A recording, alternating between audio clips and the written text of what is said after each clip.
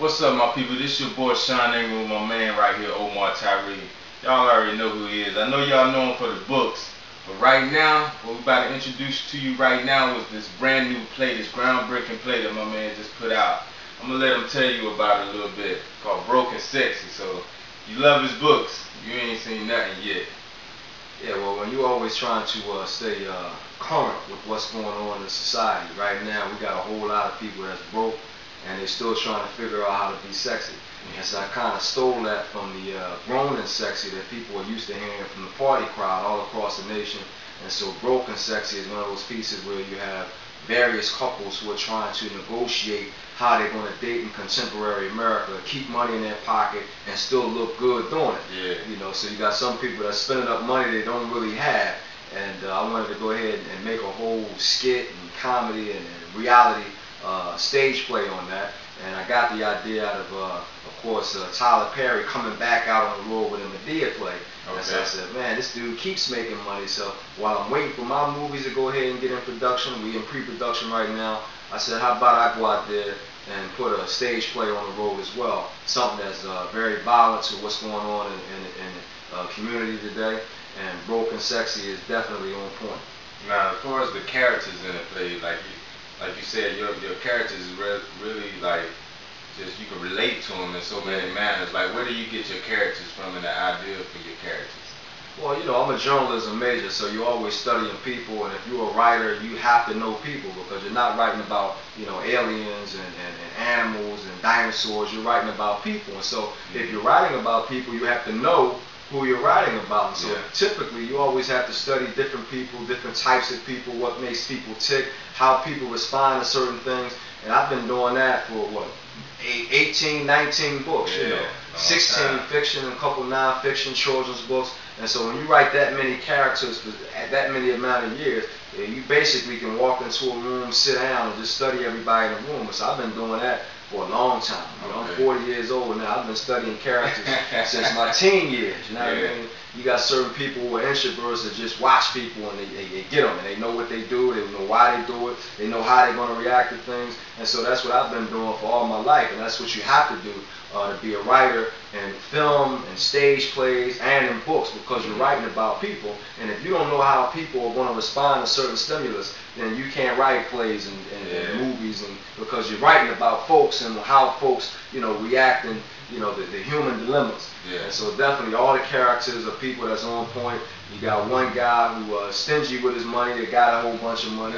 You got another guy that, you know, reversed the whole gold digger thing. He wants to gold dig on women now. And then you got your typical broke guy coming out of college trying to figure out how he's going to make a living. And on the women's side, you got the same thing. You got a young, hard-working woman who she doesn't want to ask for money like she needs to, but you have to. If you're going to make a living, you got to ask people for money.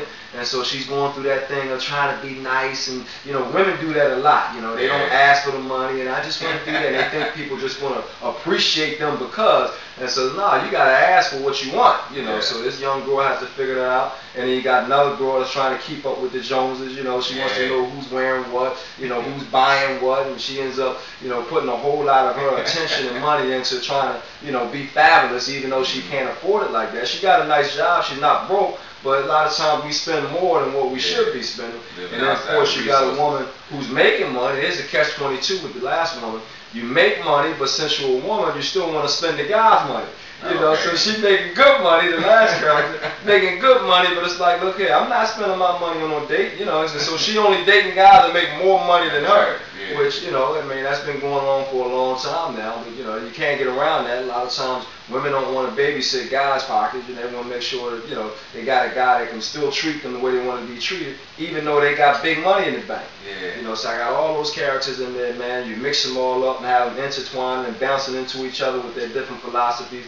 And these are real point, what they call a real talk conversation that everybody need to have and everybody's going to relate to.